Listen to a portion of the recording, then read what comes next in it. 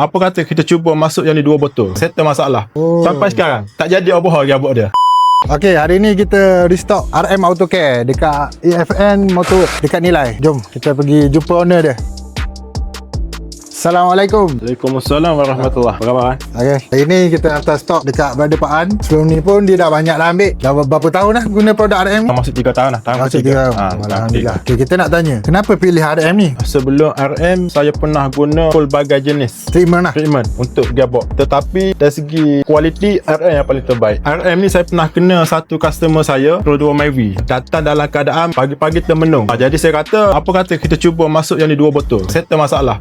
Sampai sekarang tak jadi overhaul gearbox dia. Macam keadaan saya, mana-mana customer ataupun owner-owner kereta yang datang untuk membuat servis kepada gearbox, kita akan add on package transmission care. Mana kata saya akan masuk terus sebagai penjagaan vitamin untuk gearbox. Setiap kali servis minyak gearbox, masukkan satu botol ataupun 2 botol. Betul. Untuk dia jaga gearbox. Kepada owner-owner workshop di luar sana, bolehlah dapatkan segera treatment RM Auto Care untuk menambah nilai servis bengkel korang, dan produk ni dijamin terbaik insyaAllah. Kepada pengguna kenderaan khususnya di kawasan Nilai yang mana kata ada masalah awalan pada gearbox, pagi termenung ke, jerking ke, macam mana ke, bolehlah ke bengkel kami di Taman Desa Jasmine, EFN Motorworks untuk dapatkan RM Auto Care.